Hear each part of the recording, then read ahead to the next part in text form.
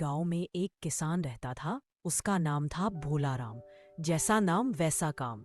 भोले भाले सीधे साधे इंसान।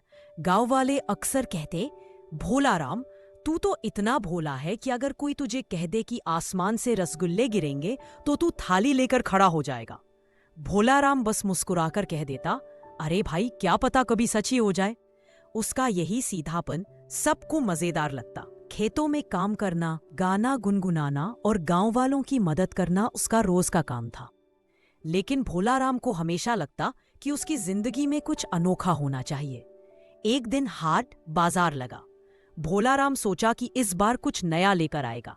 पैसे कम थे तो बस गाय भैंस तो नहीं खरीद सकता था। लेकिन अचानक उसकी नजर एक बकरी पर पड़ी। बकरी जरा हटकर थी। उसकी आंखों में चमक थी, जैसे कोई राज छुपा हो। विक्रेता बोला, भैया, ये बकरी बड़ी खास है। अगर इसे ले जाओगे तो फायदा ही फायदा होगा। भोला राम ने सोचा, खास का मतलब क्या है, लेकिन दाम भी ठीक ठाक थे। उसने ज्यादा सोच विचार न करते हुए बकरी खरीद ली और रस्सी पकड़कर खुशी खुशी घर ले आया। उस दिन शाम को भोला राम ने बकरी को आंगन में बांधा और खुद खटिया पर बैठा मूंगफली खा रहा था। तभी अचानक पीछे से आवाज आई, मूंगफली तो खुद खा रहा है, मुझे घास देगा या नहीं। भोला राम चौंक कर उछल पड़ा। अले बाप रे, ये किसने कहा? बकरी ने गर्दन हिलाई और बोली, मैंने कहा, हरी हरी घास चाहिए, वरना मैं रात भर गाना गाऊंगी। भोला राम तो हैरान रह गया। आंखें मली, कान खुजाए, सोचा शायद सपना देख रहा है।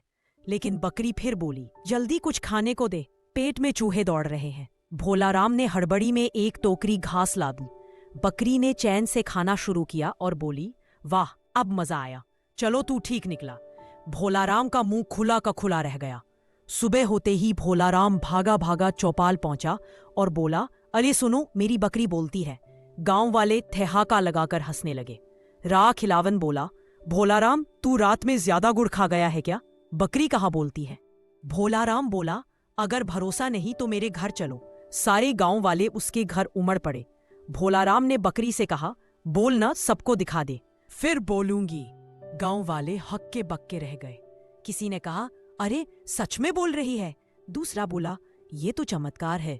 बकरी मलाई चट कर गई और फिर बोली, अब सुन लो गांव वालों, सबका हाल मैं रोज बताऊंगी, लेकिन बदले में रोज कुछ ट्रीट चाहिए। गांव वाले हंसते हंसते लोटपोट हो गए। अब हर शाम लोग भोला राम के घर आने लगे। बकरी सबकी खिंचाई करती। लाला बनवारी से बोली, तेरे बल्ले से जोड़े पैसे मैंने गिने हैं। चौधरी से बोली, तू खेत में काम कम झपकी ज्यादा लेता है। लोग हंसते और अपनी अपनी बारी पर सुनते। भोला राम को लगा, ये तो सोने का अंडा देने वाली मुर्गी से भी बढ़कर है। धीरे धीरे बात दूर दूर तक फैल गई। किसी ने राजा के दरबार में जाकर कहा, महाराज, भोलापुर में एक बकरी है जो इंसानों की तरह बोलती है। राजा ने सोचा, अगर सच है तो ये तो बड़ी अनोखी बात है। उसने भोला राम और बकरी को दरबार में बुलवाया। दरबार में भीड़ जमा हो गई। राजा ने भोला राम से कहा, किसान, सुना है तेरी बकरी बोलती है, जरा सबके सामने साबित कर। भोला राम डरते डरते बोला, जी महाराज, ये सच है, लेकिन इसे पहले पढ़ती है। राजा ने इशारा किया, ठीक है, जो मांगे वही दो। बकरी इतराते हुए बोली, महाराज, पहले गाजर, फिर पालक, फिर मलाई, तब जाकर मैं बोलूंगी।